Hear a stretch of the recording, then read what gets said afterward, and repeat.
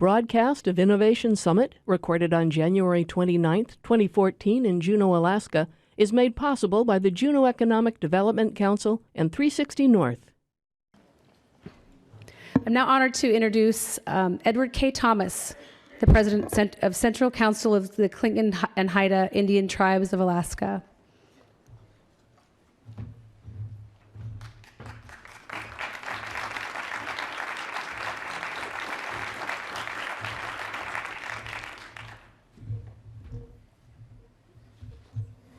Thank you very much. I thank the Juneau Economic Development Council for the opportunity to welcome this group once again this year. It really is an honor for me to be here to welcome you on behalf of Tlingit Haida Central Council.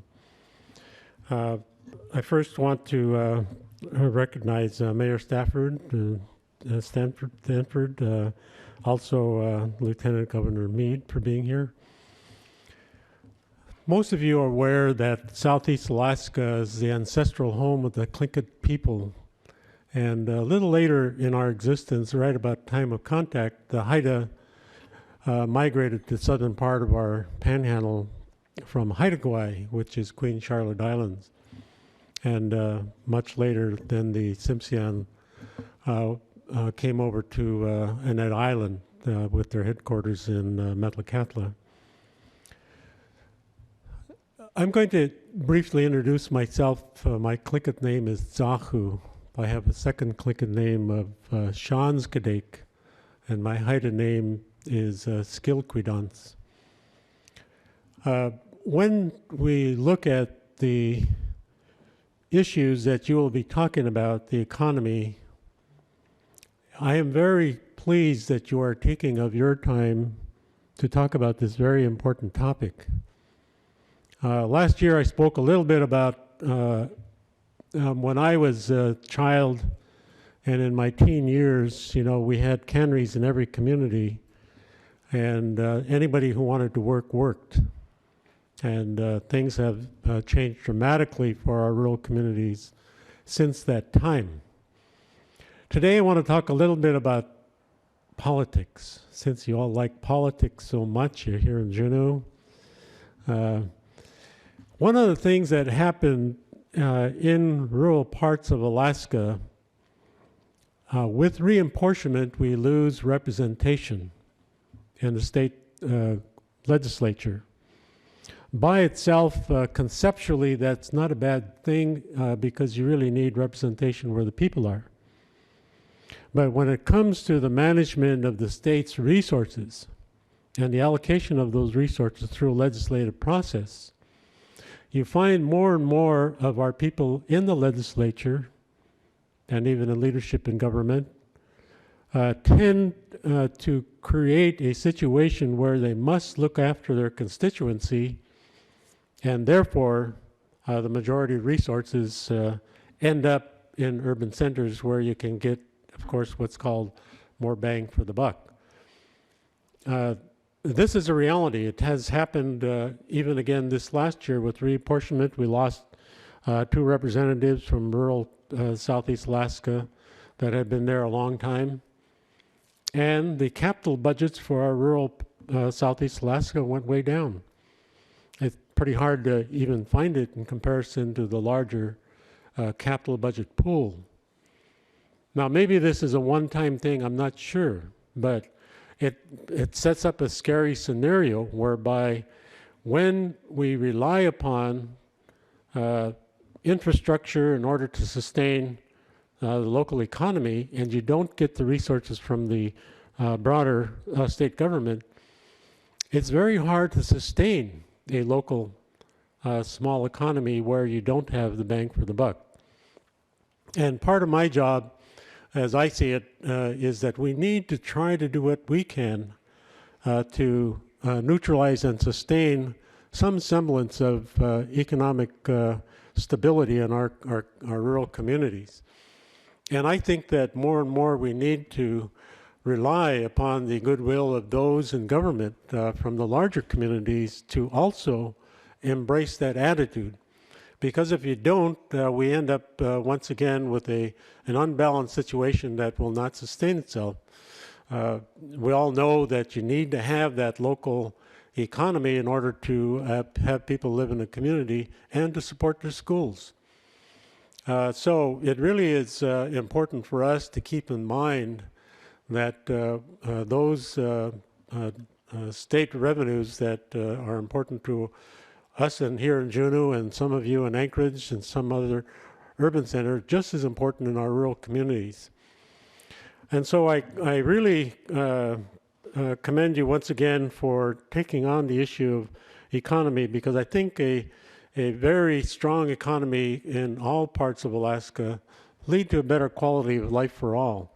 I think when we have a strong rural economy, it also benefits the urban centers. I know that a lot of the people from the northern part of the Panhandle that don't live in Juneau come to Juneau to do a lot of the business, whether it's shopping or whether it's doctors, medical, or even travel outside the state. You have to come to Juneau. And so that is what I hope you will keep in mind as you go forth with your conference. I really like, once again, the term you use, innovation, because innovation is what's going to lead us into the next generation of doing things. The way we do things now may not work in a few years and might not work for future generations. So I think that the innovation that you bring to this summit here is very important. I'm going to close with a story. There was this short little Mexican guy who was invited to go to a ball game in San Diego. And when he got to the game, he found he was too short. He couldn't see the field. So he climbed the pole and so he can get a better look. When he got back to Mexico, they asked him how he liked the game. He said, boy, I really liked it because those people were just so friendly to me.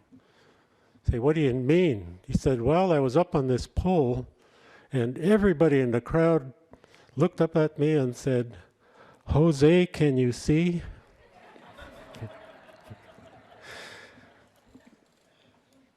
Anyway, it's kind of a crude joke, but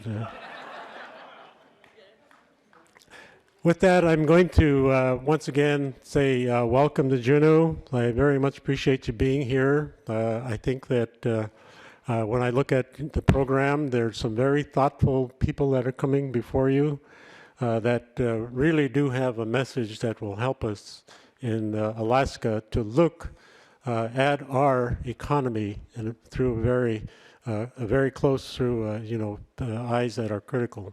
Thank you very much. Have a good summit. Konoschish Hava.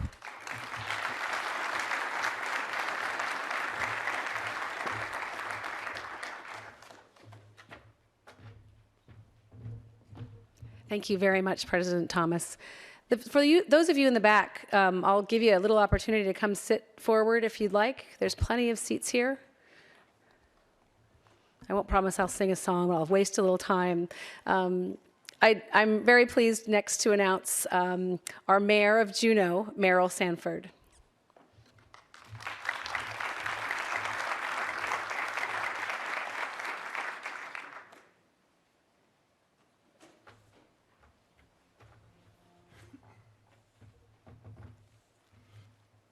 Good afternoon, everybody. How we doing? You awake? You know, President Ed and I have taken part on the podium a number of times now, back and forth, welcoming different groups to our community here in Juneau. And it's a great pleasure to work with Ed and be on the warpath with him about economic development and jobs in our region as a whole. We both know the importance of it. We both know the importance of those good paying jobs for our families, for our grandkids, and for our friends and neighbors. And we both see very much eye to eye on that. So thanks, President Ed, for your message. And hopefully I can do as well as you. It gives me a great deal of pleasure to welcome each and every one of you here to your capital city. Some of you are outsiders coming in to visit with us and to give us your thoughts and innovative ideas to move forward, and that's very important to us. But the message that I want to leave with you as I talk to you today is that it's up to you, the businesses, the people who run our businesses, small or large, it's up to you to take action. It's up to you to make these things happen. The state of Alaska, the other foundations that are here to help us, the federal government that's here to help us, they're all here to aid us and to show us some of the different ways and stay out of some of the pitfalls that we may run into. But it's up to us local entrepreneurs to make this all happen and make us start to grow again. We're slowly growing. We need a little bit more growth than what we're at right now, and we'll be good. But all these people you see around us are here to help us. And so you as small business people and business people need to take advantage of all the agencies that are here because they want the same thing. They want us to have healthy communities and communities that are making progress. So this Innovation Summit is organized by the Juneau Economic Development Council to help promote economic creativity and to have free flow of ideas amongst all of us who are attending here today, and to put forward to other people out there who can't be here with us. I think it's been foggy lately, hasn't it? Has anybody had a hard time getting into Juneau? The Lieutenant Governor says yes. We don't have big enough fans yet to keep the airport clear, Governor. Anyway, it's important for us to pass all this information further on than just us that are sitting here. JEDC has brought in speakers not only from private local businesses, but also from the state, national, and international sectors. These speakers will give us insight into what they have been successful with, and I am sure they will show us some of the pitfalls they have experienced in getting to success. If we and the people who are in business or want to go into business don't step out of their box and look at businesses in different ways, then we won't succeed. You have to do that, and in doing that, we're going to make some mistakes as business people. There's nothing wrong with that at all. Everybody makes mistakes. You just need to stand back up and move forward again and learn what your mistake was and correct it and move on from there. It takes people like each of you to learn about these ideas and methods and to go home and make something happen with economic development within your own communities. How many folks do we have here today? I think there's 200 people registered, so 50 of the government people. We'll put them out of the way, although they're here to help us. That's a bad thing. We're here to help you. We're from the government saying, but it's true. They are here to do that. So that leaves us 150 people here who are business-oriented people who have ideas of their own, who want to learn new things, who want to have good, thriving businesses. So take advantage of all this information that is around you. Just think if 150 of you went home and encouraged or started a small business, think of the effect that would have in our town, in our region, in our state, and in our nation. Holy smokes. Think how that would help grow our economy, how that would help create local jobs. If you come away with a better understanding of the economic development issues that will be presented here and that we face, then you can put to work the innovative ideas and thoughts you hear and learn at this summit. It is extremely important you do not go home and just put this information on the shelf or park it in the deep recesses of your mind. You, as individuals, have to take action if we as a region and state want to grow our economy. If we want our families to prosper and have good paying jobs, you have to take action. Marie, I think, had a quote in the paper the other day, and it said, at the end of the day, all of this is supposed to inspire economic development. And I agree with her 100%. She's right on with her comments. And at the end of the summit, we hope you will be inspired enough to go home and take the next action step in your own community. You will see there's lots of expertise here that you can call on at any time for help. I challenge each of you to put into action an idea or thought you will learn here this week or this next couple days. You make our region grow. All of these local, state, and federal agencies are here to help us grow our economy, to help us have healthy communities. When we as a region are surrounded by public ownership of over 96% of our land and water base, we definitely need the agency's cooperation and willingness to help us survive and grow. That is why they are here at the summit. Their goals are the same as ours. They're here to help us focus on creating jobs through renewable energy, forest restoration, timber, tourism, subsistence, fisheries, and mariculture, and also the government side of the house in Southeast. All of these have many opportunities for many private businesses to spin off from, both small and large. It's up to us to take action. I just want to say again, thank you very much for being here in Juneau. Spend $150 into the economy of Juneau, and I will appreciate it very much. And thank you very much for being here today, this next couple days.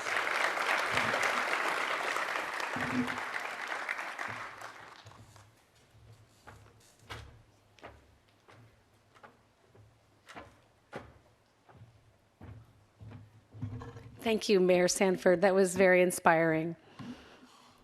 So I'm pleased next to announce our next speaker, who we're glad is here, that he didn't get fogged out. We have the Lieutenant Governor of Alaska, Mead Treadwell.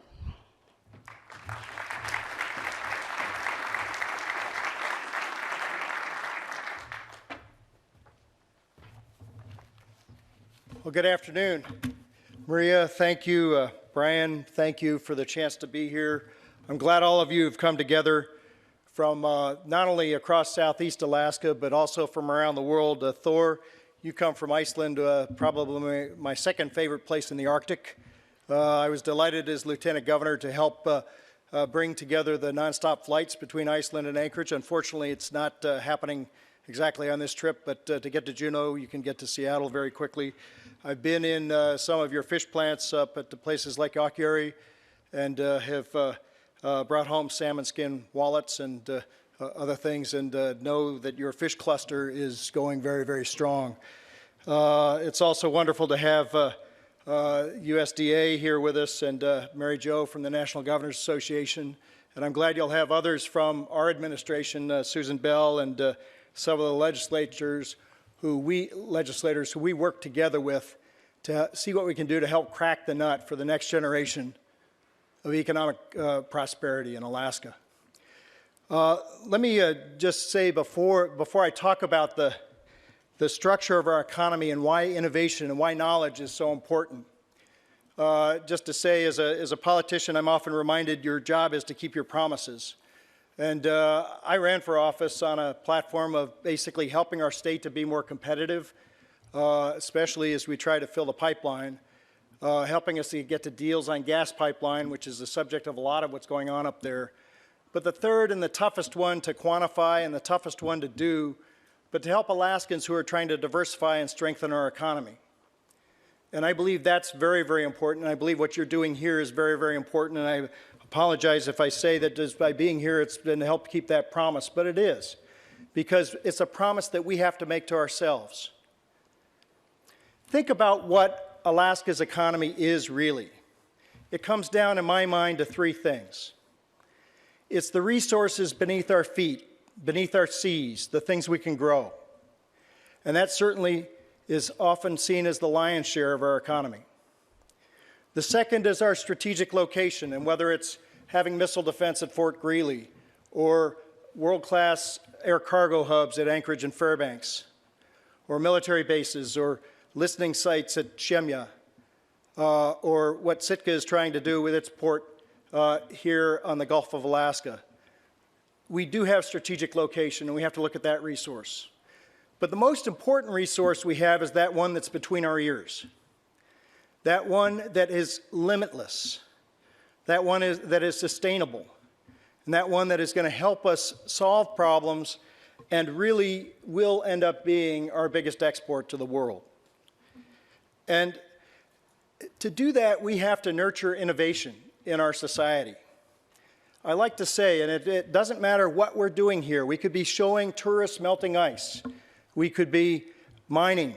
We could be drilling for oil. We could be making energy. Everything we do here is a knowledge-based industry. And we have to foster knowledge and understand how important it is. And as we foster knowledge, we also have to foster those on the cutting edge of knowledge, people who are innovating. And that's why this meeting today is so important.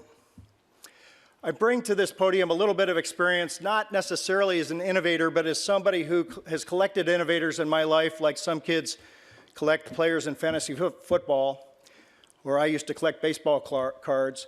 I've had the advantage of knowing many successful inventors and entrepreneurs in my life, just by, sheer coincidence and circumstance. And one of the cool things about Alaska is that we don't recognize ourselves as an innovative place to the point that we are. If you're an Alaska native, you probably should be getting royalties for the kayak that is used all over the world. And we also went back and took a look at the sunglasses. And sunglasses were invented in the north here. They were also invented just about the same time in China, where they cut jade very thinly to make sure you couldn't see the judge's eyes during a trial. But the fact is that there have been many cool things that the world has taken up, either invented or adopted here in the north. Intermodal shipping, container shipping, really started right just north of here with the White Pass Railroad. Some of the things that are happening with 3D seismic, with 3D reservoir modeling in the oil patch, with use of less saline water flooding to improve oil recovery, all started here in Alaska. And I co-chair the State Committee on Research asked by President Gamble at the University of Alaska, and we're about to come out with the SCORE report, a new kind of 10-year document on research and development in Alaska. And we decided to do it a little bit differently this year, not just an R&D plan talking about the clusters, and I'm going to conclude by talking about clusters in a moment, but also about Alaskans as innovators. And Ned Rozelle, this book that will be coming out this spring, Ned Rozelle has done a chapter that'll be the front of our book called Northern Innovators. And he's identified 20 great stories. You can read them, you can't read just one. They're like salt potato chips. But a fighter pilot here who's really helped develop the best avionics being used now all over the world for the next generation of air traffic control. A raft maker who invented pack rafting, and again, seeing that going around the world. Power suppliers. I see people here who are working on northern housing issues that have global applications. Inventors in the garage like Ed Clinton, who developed the storm choke that is used not only in Arctic oil and gas development, but now many different places around the world. And Lynn Johnson helped him perfect that invention. I mentioned water flood. Jim Seckham with BP got the BP Worldwide Commendation for Innovation for his work on water flood. Jack Hebert, who, Jack, are you in the room today? Who's with the Northern Housing Center, Research Center in Fairbanks, and some amazing things he's done about heat. What's being done right here in Juneau with heat pumps and ground source heat pumps is absolutely amazing. Alex Hills, who's credited as being one of the inventors of Wi-Fi, lives in Palmer. And I'll tell you, as somebody who came to this job from business, one of the things I did in the mid-90s is I joined a group of people to commercialize digital watermarking. And Our company is the global standard for digital watermarking, whether it's printing money or marking DVDs for copyright protection and that sort of thing. And we were really trying hard. Television was going digital at the time. And the first people to really use digital television were the little dish networks. I called the head of the trade association of that, and it was a Stanford professor who had figured out how to make the transducer in a dish work so that you could have a small dish on your house and get your TV signal off a satellite. And I was trying to sell him how our technology would enable his technology. And the conversation went well, and at the end of the conversation, he said, "Mead, where do you live?" And here I am in a garage in Anchorage, Alaska, or that's where I was. I was actually on the phone someplace else. And I said, "Oh, well, 907 is one of those new West Coast area codes." And he said, "No, I'm on to you. My kid lives in Palmer, Alaska. Where do you live?" And I said, "I'm in Anchorage." And he says, "Well, I'm going to be up visiting my grandkids next week. Can I escape and have lunch with you?" And I said, "Sure." And we sat down, we had a great lunch, and we talked about digital television coming forward in the 90s and the challenges of copyright protection and so forth. And he said, "What have you done with this company?" It was a little company called Macrovision that made your VHS tapes mess up if you tried to illegally copy them. And I said, "Oh, they don't like our solution. They think they've got one of their own." And he said, "Who told you that?" And I gave him the name, and he said, "Hired Hand. Talk to the owner." I said, "Well, I'd love to talk to the owner. He won't return my phone calls." "Well, he's one of my best friends. I'll call him." That ended up to be a major $70 million investment in our company that took it forward. I'm no longer and never, ever will be embarrassed about a 907 area code. There are things that we can do from here in Alaska that have and will continue to change the world.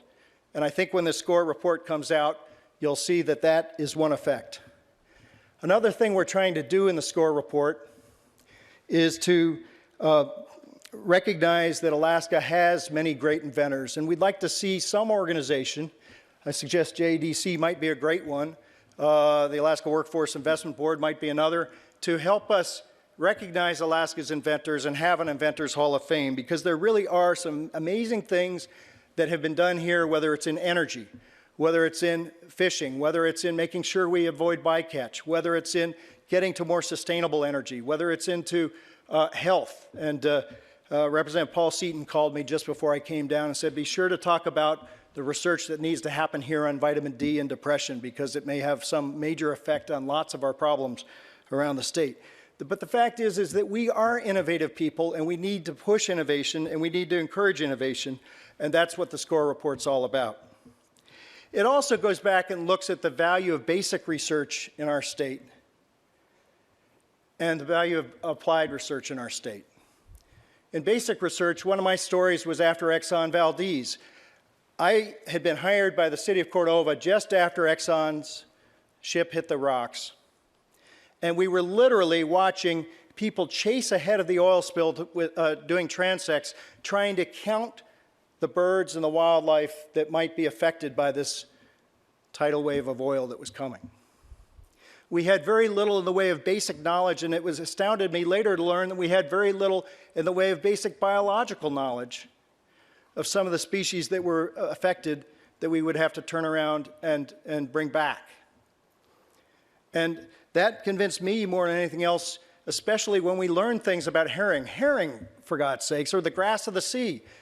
You use them a lot in Iceland. They're huge, they're everywhere. And we learned basic biological facts about the herring that weren't really well known after Exxon Valdez, because we committed ourselves to study the ecosystem. It's very, very important that we have basic research there. And I can turn to many other places where, whether it's earth sciences, health sciences, we've got to be committed to basic research. Applied research happens when we bring the community together, where we bring businesses, where we bring innovators, entrepreneurs, where we bring governments together to take a look at our problems and say, how can we solve that? And what might our problems be? It could be something as simple as getting pin bone out of salmon when you process it, or it could be something as complex as trying to figure out how to lick the epidemic of suicide in Alaska. But we need to be committed to applied research, and it has to happen with academic institutions that are porous, where knowledge moves as easily into the academy as out of the academy. And that's something that the SCORE report will stress. We're also going to stress the value of research infrastructure in our state, because research infrastructure is incredibly important to innovation. I can tell you, when we looked at digital watermarking, it was invented by a fellow, I was talking to him on the phone today, who has a bachelor's degree. Now, he came up with something pretty good, and it worked, and it created lots and lots of value, but we took it to MIT to say, is this something? Kind of like David Letterman's, is this anything? You know, and a university can help the entrepreneur, can help the innovator know what works and what doesn't.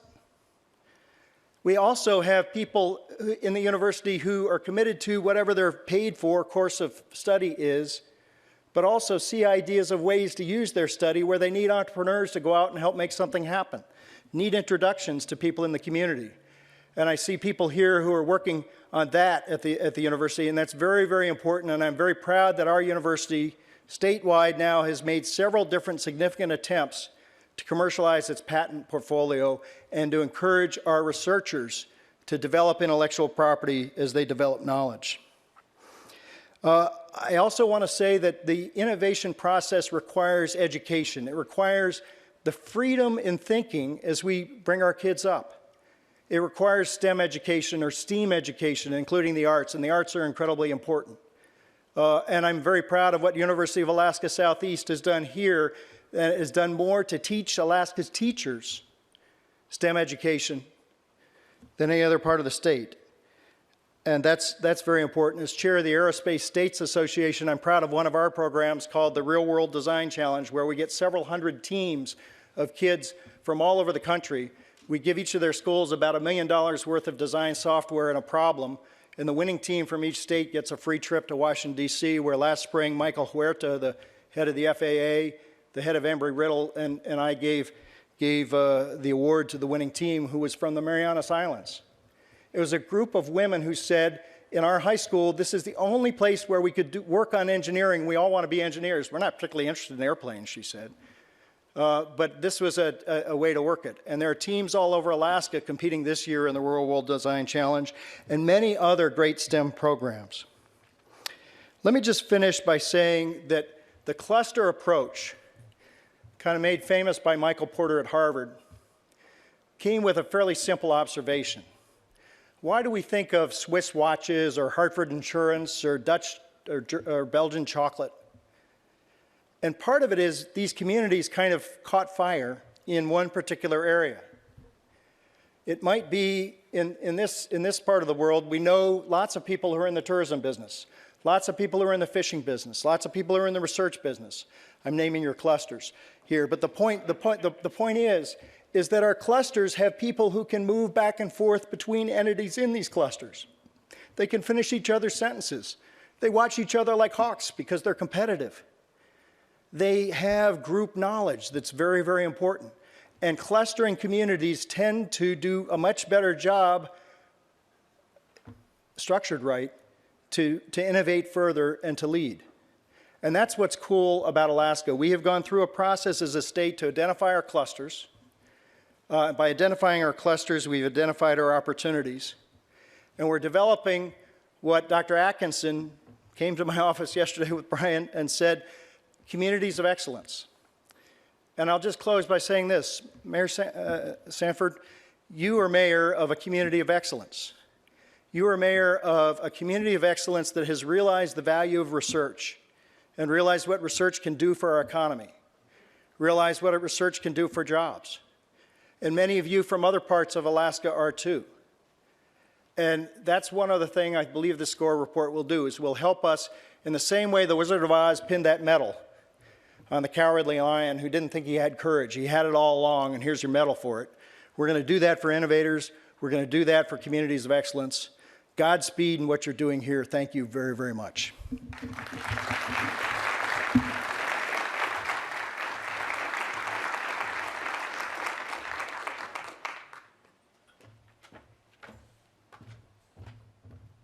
Thank you, Lieutenant Governor.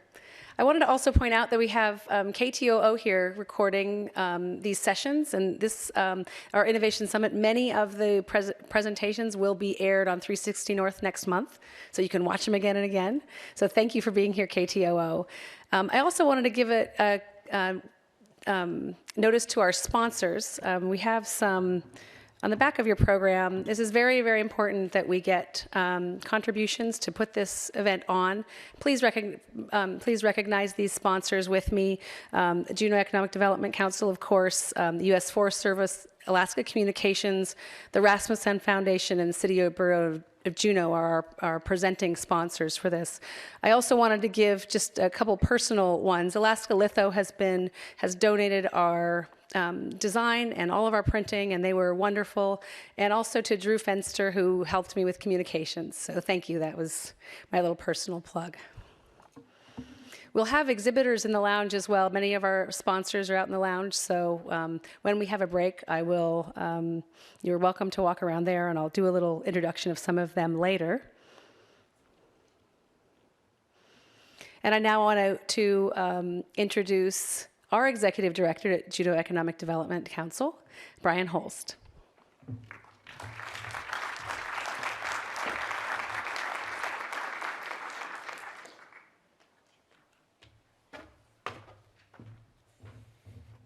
Thank you, Marie. And Marie does a fantastic job. But next to me are supposed to be the co-chairs for the cluster working group. So you know who you are. So if you could, as you're part of this presentation, if you could please join me here in the front of the room.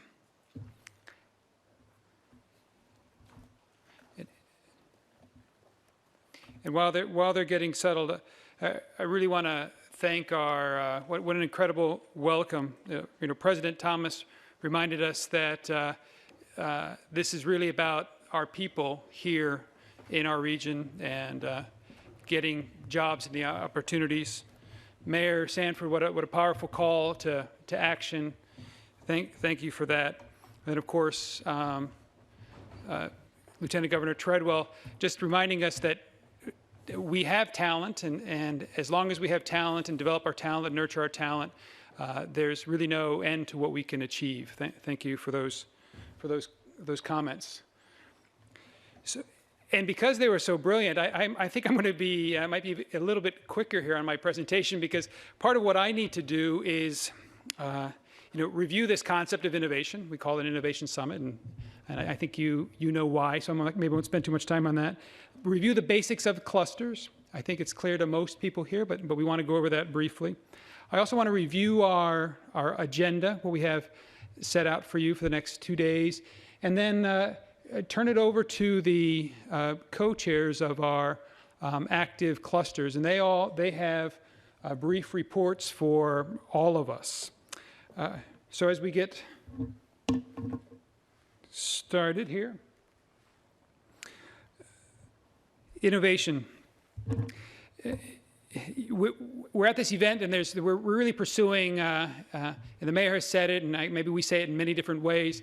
We're looking for 3 things here, and we'll be thrilled. And one is just raising the understanding of economic development issues that we all face, advancing the priorities of our industry groups, and highlighting the importance of innovation in our economy. What is innovation? There are lots of definitions. We know it's important, but innovation is that positive change in a process or the useful application of new inventions or discoveries. And innovation can be small, and it can be big, it can be radical, it can be revolutionary. But innovation is important because that's what drives economic development.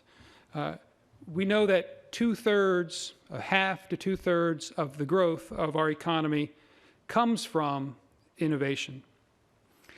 What we're really about, though, isn't innovating for innovation's sake. What we're after is prosperity for our region, and all of our speakers welcoming us today talked about that. But how do we get to prosperity, right? And what is that? And we get to prosperity through increased productivity. prosperity being you have the resources to do what you want and you live that life that you want to live. But you need increases in productivity. And productivity, it's doing more with less, or doing more with the same, or doing the same with less. And how do you increase productivity, right? And that's why we focus on innovation.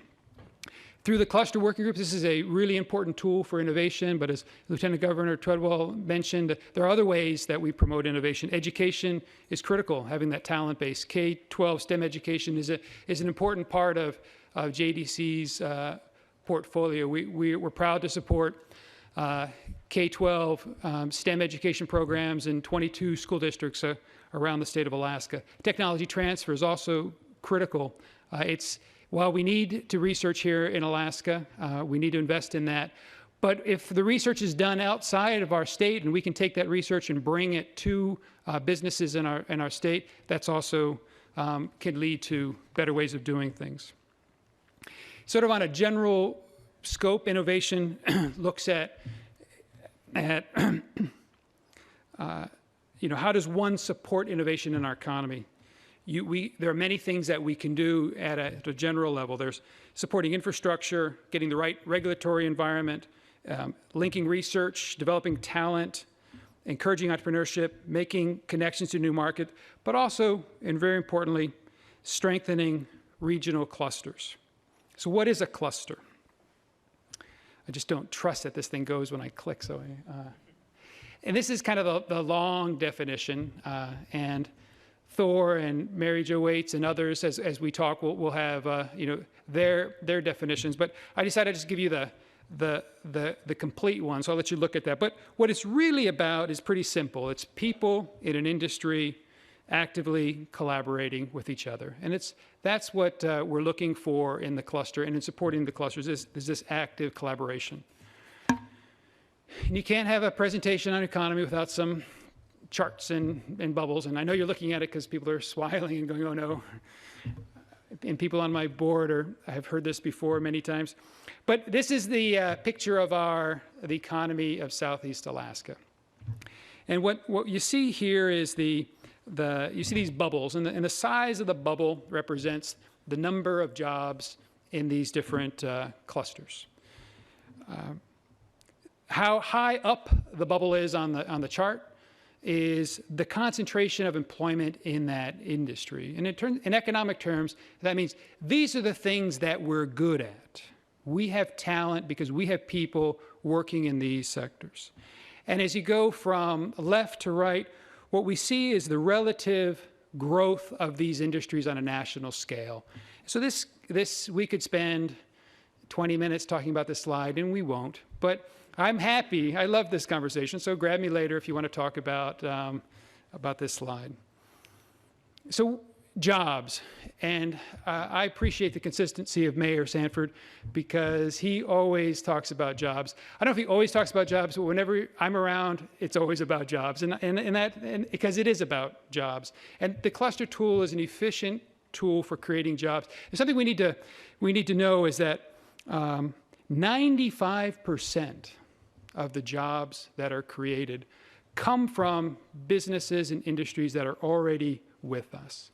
There's a big effort, always interest in bringing in outside opportunities, and why not? If somebody from outside can invest, let's embrace that. But if we want to grow our economy, want to use our resources well, let's invest in those industries that are already with us. And that's what the cluster methodology is all about. And that is so in tune with what we want for our communities. Work with people, work with the industries and the companies in our region right now and strengthen those industries. Why a cluster approach? Again, I think it's the case has been made, and you're going to hear it over and over. But it works. And Michael Porter was mentioned. It increases productivity, it increases innovation, and it increases the number of firms. And Mary Jo Waits is going to be here tonight from the National Governors Association, so I'll let her talk about their perspective. But there are some things about clusters that are that we're learning, and over time. And for those of you that have sort of been with us on this journey the last 3 years, and Beth Pendleton, I really appreciate the support that your organization has given to us to be able to embark on this effort to support clusters. There are things that we know, and there was a meeting in November of just this past year, a national meeting where cluster organizations around the nation got together to talk about, what is working. There's some things we know. The question is no longer about whether cluster-based economic development works, but how it can be made to work best in practice. It's how we deliver it, and it's going to be fun to hear how Thor in his country delivers on the cluster methodology, and you'll see how we do it. It's not the same, but it's not the same in delivery, but it's the same in effect. The success of cluster effort depends on market analysis and understanding how to mobilize people, get people to sit in front of an audience like you all and stay engaged with their industry groups. And it's not on copying, let's learn from Thor, but we're not going to copy what they do in Iceland. Effective cluster efforts are based on collaboration between the private and public sector. Cluster initiatives play an important intermediary role. These are all lessons from this meeting in November. There's a range of funding. We have cluster initiatives where they're privately funded. We have cluster initiatives where they're fully publicly funded, and everything in between. Clusters need to be able to adaptive to changing market conditions. And clusters, 3 years ago, we decided to launch a seed cluster. And as time goes by, there's greater recognition that the cluster tool, while designed for those industries that exist, it's a very flexible tool that can be used for encouraging new industries. And there's one item I was just going to read, which is of particular, I think, relevance to us as we have this discussion about the role of state in supporting economic development. And it says, in the U.S., good cluster-based efforts exist across many regions, but there is too often a lack of sustained engagement with government that leads to less effective upgrading of cluster specific work environments. And that's been a challenge for all of us is, there's a requirement on the part of government agencies when they put in resources to see immediate results. And the cluster work produces results, but it produces results that aren't easy to measure in short periods of time. So our summit, the event that we're here, just to remind people, we've been doing this for a couple years, and we brought, in 2011, we looked at the Northwest Food Processors Association, where we were reminded about the corporate life cycle of businesses and the need to continually regenerate what you're doing. Just when you think your business is going well, that's when you need to start being worried that you need change. You need to introduce some change before the competition overtakes you. Dane Smith came and talked to us last year about shared value, about making a profit while also meeting social needs.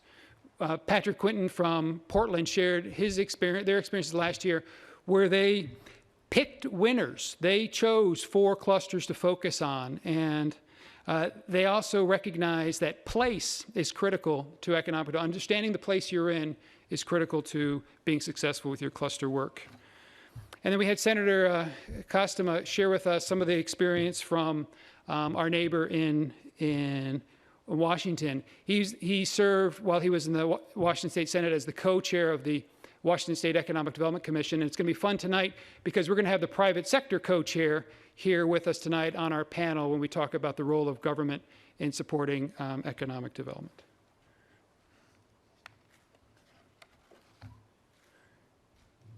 So this event that we have, I think you're here because I think you know what you signed up for, so I won't go into. Marie wants me to make sure that people know what's ahead of us. It's going to be great to hear about the clusters from Thor. I got to meet Thor. My son and I took a vacation. We joined a policy tour, stayed an extra day to go because we wanted to. We were curious about Iceland, but we were also curious about this ocean cluster. And it was fascinating to be able to sit down with him. My son remembers that visit very well, and I'm glad that a year and a half later we have Thor here to talk with us. Tonight we'll be talking about the role of government in economic development. We'll have a panel discussion after we hear from the National Government Association, who's going to talk about examples from around the nation, to have some legislators and others comment about what does it mean for Alaska. Tomorrow morning we have amongst many things, we have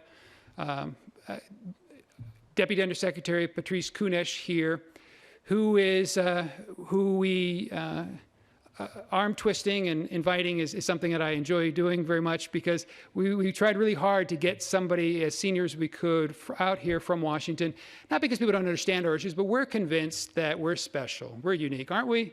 We are. And we really want to make sure that people understand the challenges and constraints, because we believe that they do want to help us. And the better they understand our conditions, the better they can assist us. And in the afternoon, a key point there is we're going to be talking about place and looking at it through the lens of art and the role of art and creativity in creating a place where people will want to run there and operate their businesses. And with that, getting to our clusters, the one cluster that's not up here is the cluster we haven't formed yet, but that we're very interested in exploring, and tomorrow we'll have a session on that, is an arts cluster here in Southeast Alaska. We're very fortunate that the Rasmussen Foundation has provided us a small grant to be able to explore this idea, and that will do. And if there's interest, you'll see it's not up to us. It's up to our ability and the interest of the businesses in that sector to engage. If they're interested, then we hope to be able to launch an arts cluster. Marie has commented on our sponsors, critical to our success. Thank you for that. So, moving over onto our cluster working groups. These groups work on one question, and that is, how do we strengthen our industry, right? How do we become more competitive? How do we strengthen the ocean products industry? How do we strengthen the visitor products industry? That's the question that they ask themselves, and they come up with two general categories of responses. One is an advocacy agenda, and the other are initiatives that they work on. So that advocacy agenda, we have that. Each of these clusters has developed a list of state and federal issues that are important to them for advancing their industries. So we have copies of those that we will make available to anyone interested, and we'll have those posted on our site. But the initiatives that they actually work on, the work they do, I'll leave it to them to introduce that. So with that, I'd like to introduce Kirby Day from Princess Tours from the Visitor Products Cluster.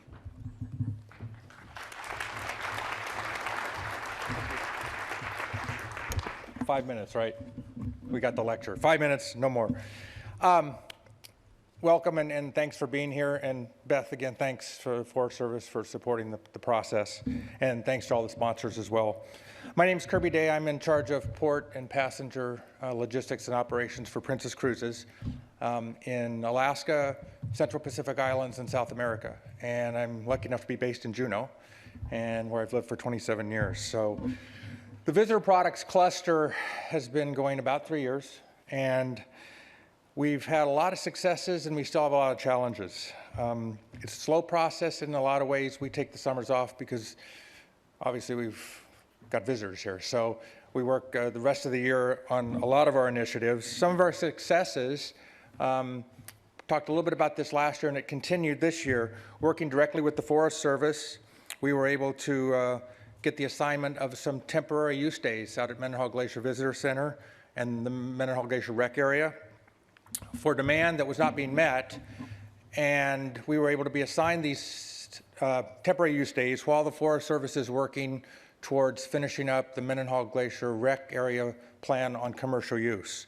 And so we really appreciate having the opportunity to work with the Forest Service on this over the last number of years, and they've been really engaged, excellent partners, and really operating like a business, and we're anxious to keep going on this process and get that rec plan done. As well, the University of Alaska Southeast, and John Pugh and John Blanchard, thank you very, very much. We've had some great successes in working with them to begin to mold some courses that are already being offered at the university into kind of a mini tourism program. But more than that, it gives us the opportunity to recruit employees while they have the opportunity to recruit students. And we're actually embarking on a program for the first time this October that will allow a couple of business courses that will relate to the visitor industry to be offered beginning in October, and with a full course ending the 1st of May. And that way, someone who is up here working in the visitor industry can actually take those business courses, get credit for them towards their degree, and actually work until September and go back to work in May for the visitor industry. So we really applaud the university. They've done a great job in working with this, and we look forward to continuing that. One of our challenges is, because we got started here and we're a little bit Juneau-centric in some ways, trying to get other communities involved. And so any of you that have ideas on how we can do that, we'd love to have you join us tomorrow morning when we have our meeting. One of the things we're looking at is trying to take some of our successes and some of the things we've worked on and simply use those and mold them into templates that other areas in the region could utilize, and use a template and see how it relates to where they live and some of the things that they're needing to look at to improve the economy in their part of the region. So we meet tomorrow at 10:45 in the Egan room, I believe, till about noon. So if you have the opportunity and are interested, stop in, give us your ideas, chat with us a little bit, see some of the other initiatives we're working. I just mentioned a couple, but we've got some other ones that we're continuing to work on. So we invite you to stop in, see us tomorrow morning at 10:45. And again, to all the sponsors and the Forest Service, thanks for supporting the process, and we look forward to a good day and a half. Thanks.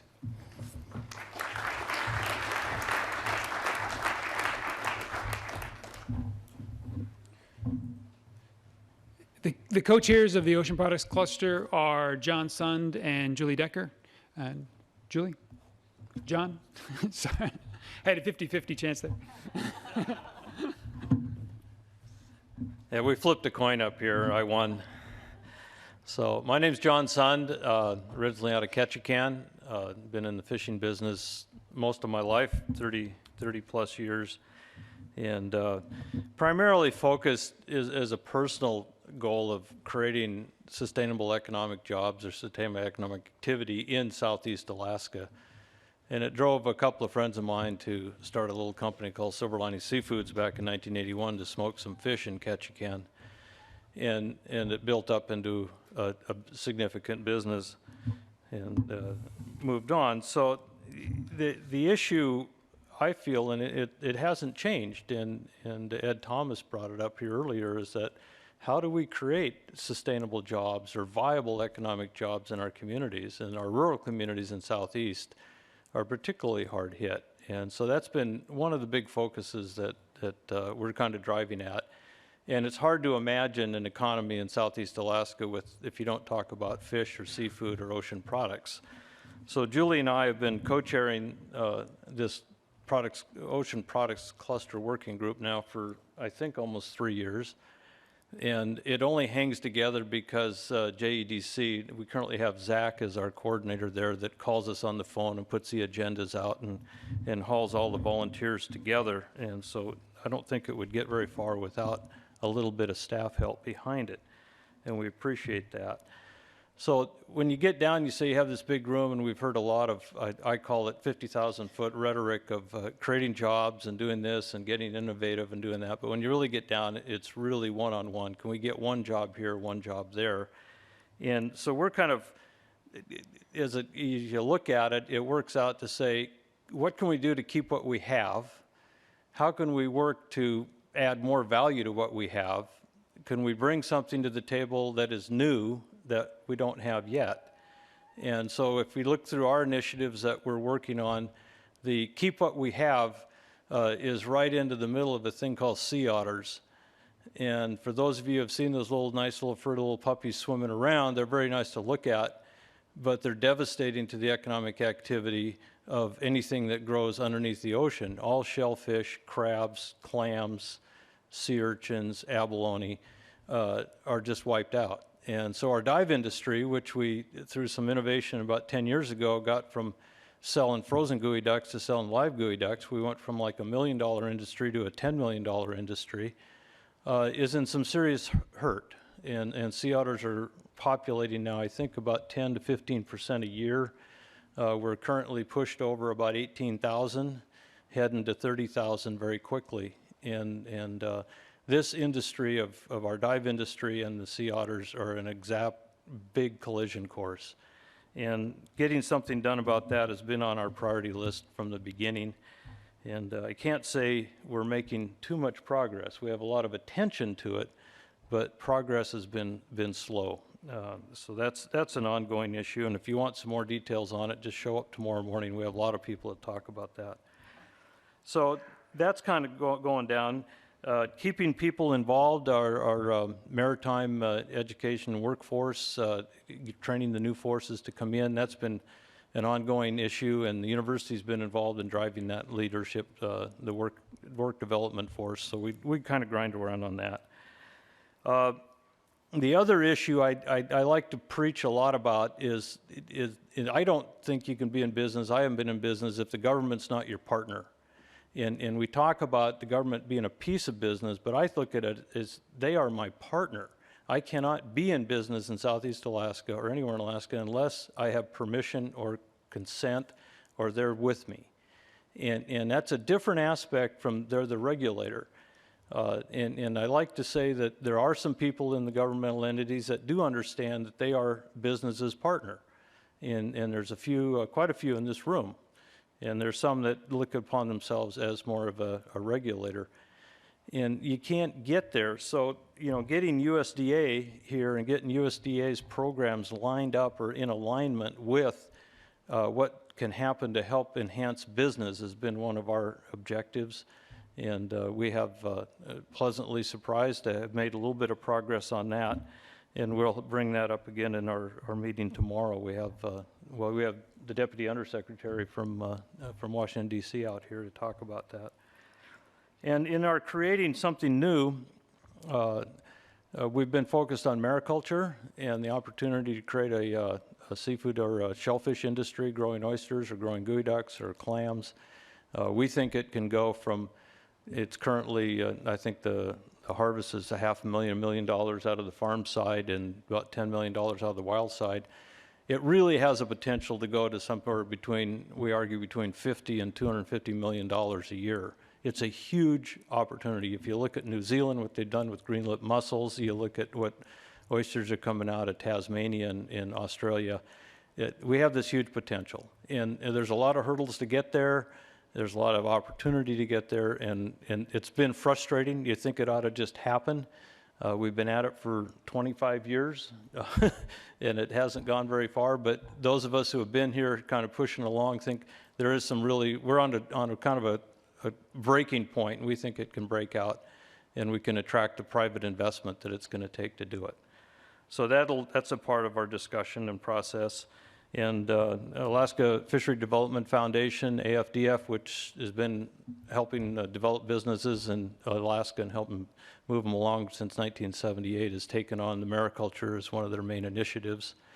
And Julie here also is the executive director of AFDF now. She just took that job on in December, so she's got broad shoulders and a burden for helping to volunteer and move our industries forward.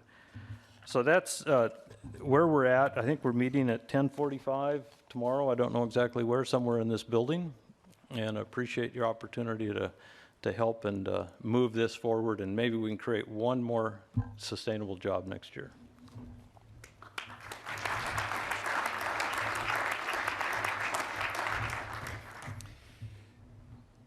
Chris Drondale and Jason Hart are the co-chairs of the Mining Service and Supply. Chris?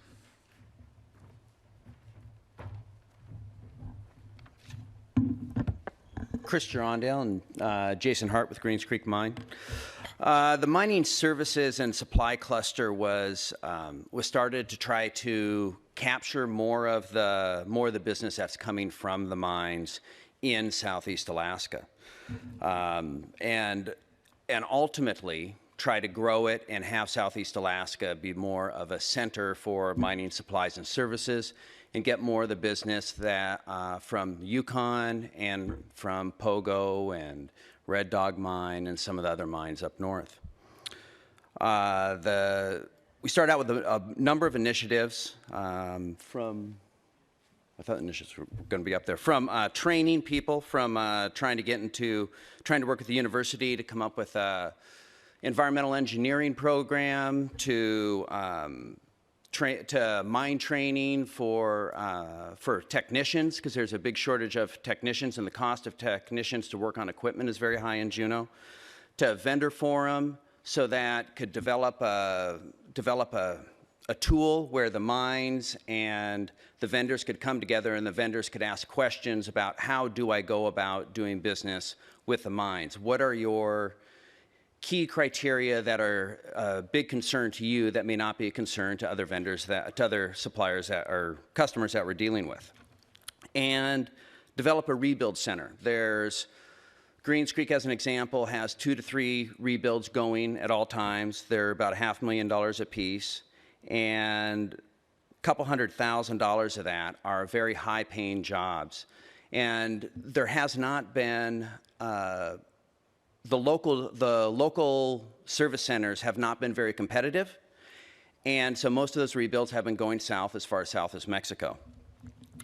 The reason why I got involved is lifelong Alaskan, and state of Alaska, 90 cents every dollar they spend comes on a tax from oil that we pump out of the ground, and that continues to fall every single year. And so while we're flush with cash right now, you can see these financial issues coming to the state. And Southeast Alaska has seen, from CMI's company I'm involved with, and back in the 90s up until when the access to the Tongass was limited, and Ketchikan, as an example, used to have 22 employees. We have 0 employees now, and that's due to limited access. The limiting of access to the Tongass changed the economics in Ketchikan. At the same time, in Juneau, 10 years ago, we had 4 employees, and we now have 20 employees in Juneau. And that's a direct result of us doing a better job of strategically aligning our business to try to reach out and do business with the mines. And the mines provide 75 to 80% of the revenue to CMI in Juneau and provide the need for the employees. The successes that we did have, we did get, Greens Creek went and got a rebuild over to Travis Koski with Seaside Diesel. He's a mechanic that used to work at NC Machinery, the cat dealer, and then worked out at the mine and went out on his own, bought a service truck and got a lot of business from the service truck, then leased a facility in Lemon Creek. And just in the last week, a drill showed up over there that he's doing a rebuild on. And it's a big deal because not only will it provide $200,000 in labor hours for him to sell, he will also procure 80% of his parts from within Juneau, whereas CMI and NC will procure 90% of our parts from outside of Juneau. So the revenue and the rebuilds that go to Travis will continue to provide even more revenue to other businesses within Juneau. Some other things that happened, the ore terminal in Skagway picked up another mine a few months ago, I think the Eagle Mine. And Sea Alaska recently hired a new minerals general manager. Had nothing to do with our cluster, but it's a big deal to our industry in Southeast Alaska. Sea Alaska is the largest private lands owner and has an immense opportunity for mining. Challenges we ran into is Jason and I were both in industry. Jason gets on a boat at 5 o'clock every morning and off at 6:30 at night. And I spend 2 to 4 days a week in Seattle. And so it was challenging to have 2 co-chairs that are working and not that other people aren't working, but But we're working in industry and trying to with Jason out at the mine and trying to generate revenue and run a business to go and coordinate the meetings. It also seems that a lot of the people that are doing business at the mines, they've worked real hard to get that business, and they're pretty protective of it, and they don't want to help their competitors to go and compete with them out at the mines. And there's, in Juneau, for the vendors that aren't doing business at the mines, it seems that a lot of them they don't foresee the potential to increase their business. And then there's a lot of them that really just don't care. It seems like a lot of people in Juneau are pretty content with where they're at and what's going on with them and don't care to grow their business. If you would like to get involved with our cluster, we have a meeting tomorrow, 10:45, in one of the other rooms over there. Thank you.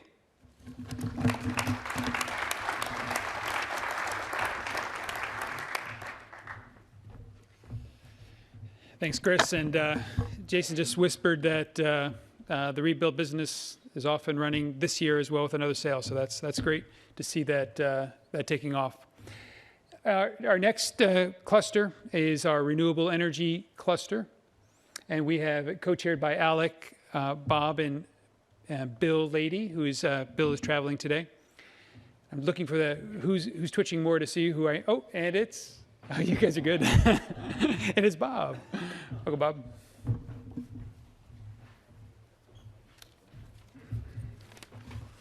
Alec and I flipped a coin. I lost. So 3 years ago, I joined this renewable energy cluster. It's a seed cluster, so it's a little different than the rest of the clusters. It doesn't have a ready-made industry to embrace it. Our job is to create that industry. And, every seed aspires to be the mighty spruce. And, Southeast Alaska is fertile soil. And I'm happy to report that we have some germination here.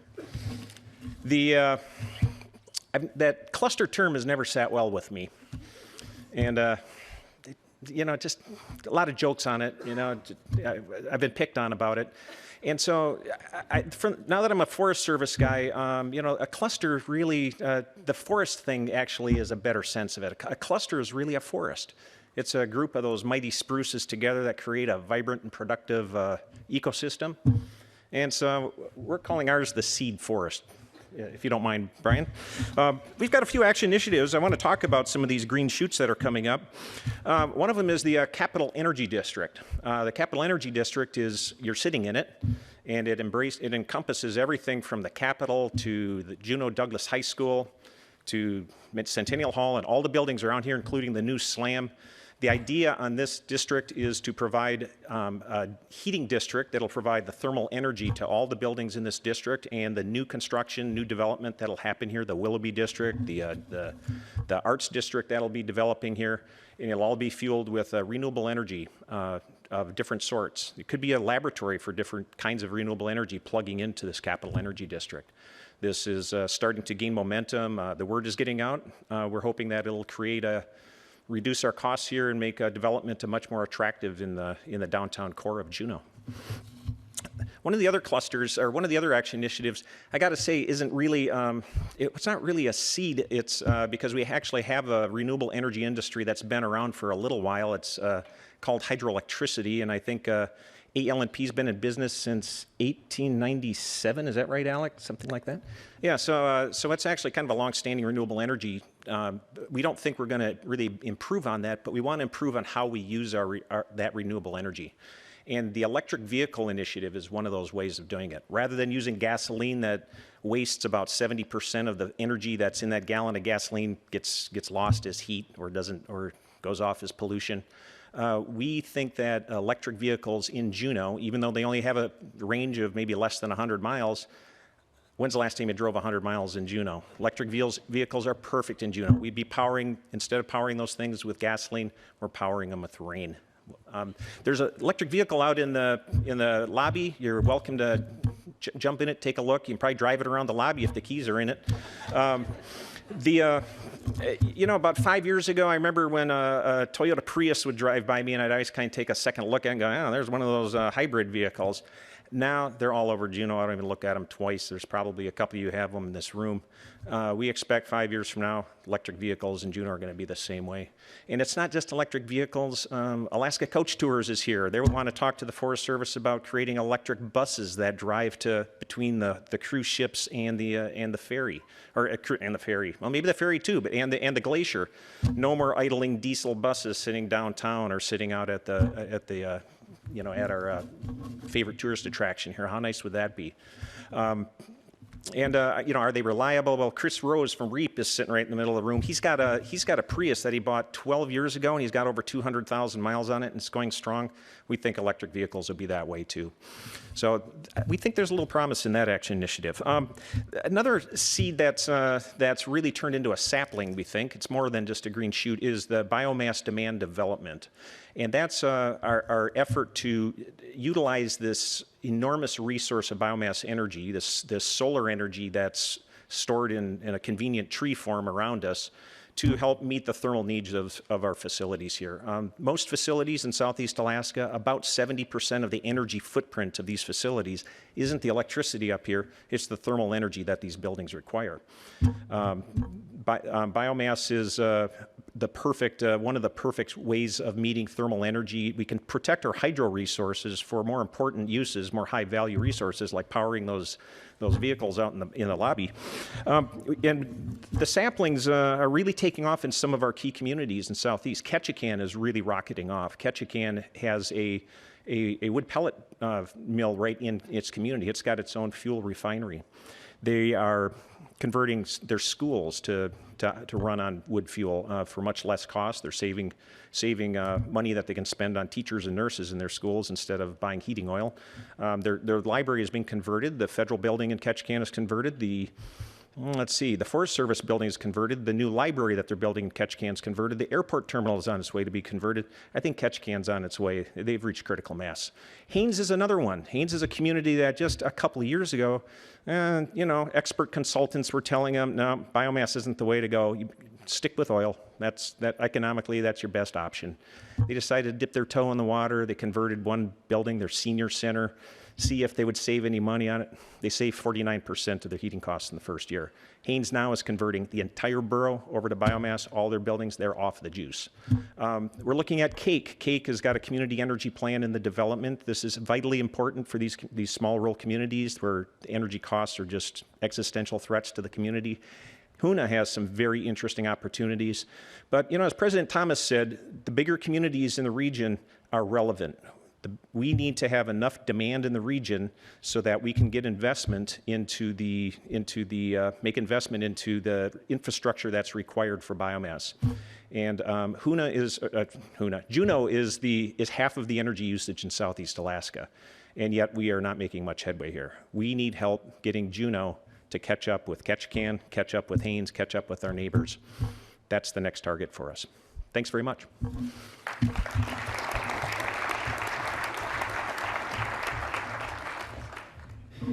Thank you, Bob. And our final presentation will be from our Research and Development Cluster, co-chaired by David Damore and Shannon Atkinson. Dr. Atkinson.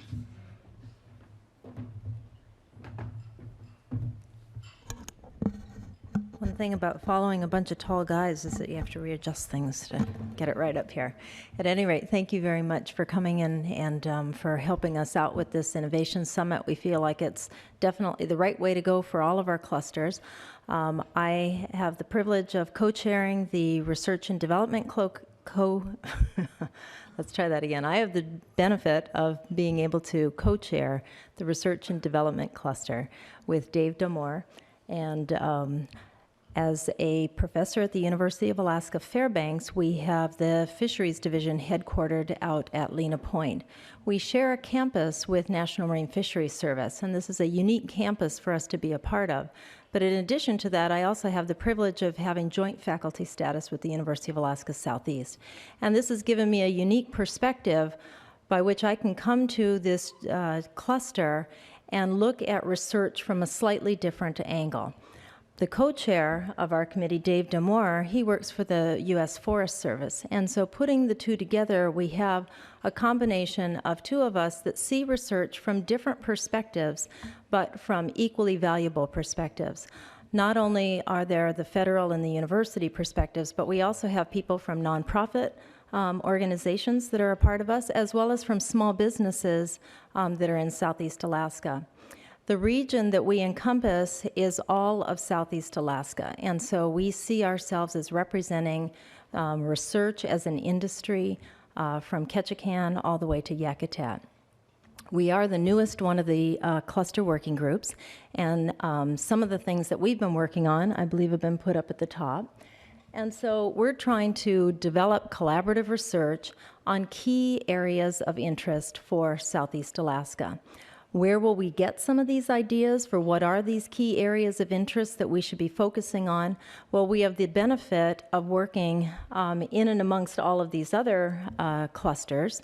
And one of the reasons that we've asked to sort of have ourselves be put right in the center here of the logos is that we anticipate seeing that as we mature and we're able to initiate things like requests for proposals for seed money, that we can use as a list of priorities all of the things that have come from these other economic drivers and engines of Southeast Alaska, such as ocean products or mining services or renewable energy. And so a lot of the things that we are working on will be in collaboration with these other clusters that are already going and have the benefit of a year or so head start on us. Another one of our topics was to try and link some of these things to local needs. And so each one of the topics that are put up here we are calling initiatives, and each initiative ends up with a champion. And so please don't get it wrong. Dave and I are not sitting and doing all of these things that are up here. There are a whole team of people that are interested in these, and many of them are serving as the champions for each one of the initiatives. That initiative right now that's doing some of the linking with local communities has used Wrangell as a test community to send out a survey to look at some of the needs of research in Wrangell as an independent community. One of the things about recognizing research as an industry is that that's not a common thought in the world. And it's not a common thought because you usually think of research as being a tool. And while it is a tool, it is also a very wonderful environment to be employed in. It provides stable jobs. And frankly, in Southeast Alaska, we have abundant natural resources that research can focus on to ask a lot of important questions for these communities. So we see research as an industry not just because there are a lot of questions that need to be answered out there, but because there is a wonderful place to build infrastructure, a lot of which is already in place. We're very fortunate to have the NOAA National Marine Fisheries Service, which is about 6 years old. There's a new building out at Lena Point. The state of Alaska has invested in the Fisheries Division building that's also at Lena Point. Again, the federal government has just recently finished the Forest Service building that is adjacent to UAS. And so much of the bricks and mortar that we have in place is there and is ready to be used in this way. And so we believe that research as an industry is primed to go in that we're not looking necessarily for building that kind of infrastructure. We're looking more for connecting research questions and people that are interested in doing this kind of work with the community needs. But you can't look at research in and of itself. Research is always going to be connected to education. And so to that extent, research and education, those two words are, at least in my mind, are almost never separated. As a professor at the university, we have to rely on the latest research in order to be teaching our students the most applicable things for things that we need in this society. Not only that, we have to be looking at who is going to be the next generation that's going to take over some of these challenges that we have. And to that extent, K through 12 is the up and coming. And so we are trying to broaden our perspectives of what research and education should cover, to the level of who are we training to do this, how are we training them, and at what stages is it appropriate to incorporate them into research as an industry such that they are primed to take over when the time comes. The last one that's on our list is to be working with the State Committee on Research, known as SCORE, which the Lieutenant Governor generously gave a lot of time to in his talk, is a wonderful effort that the state is undertaking. And we believe that we can be collaborative in this process. We believe that Southeast Alaska and Juneau can be a model community for exactly what they're talking about. We propose that we situate ourselves as being a community of excellence in research, and that we build on that. And so those are the main things that we are focusing on here. Like I said, we're the youngest of the clusters. I must admit with Bob, sometimes the words don't exactly roll off your tongue that easily, but I haven't had too many of the jokes about whatever things can happen in clusters, so I'll be thankful about that. So, but at any rate, our cluster is going to be meeting in the Hammond Room tomorrow at 10:45, and if you have the time or interest in learning more about research as an industry, we welcome you to join us. Thank you very much.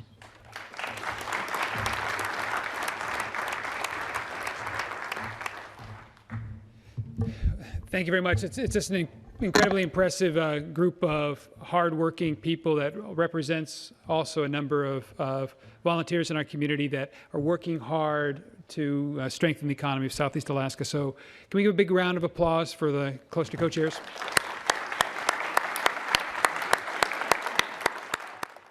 Broadcast of Innovation Summit, recorded on January 29th, 2014 in Juneau, Alaska, is made possible by the Juneau Economic Development Council and 360 North.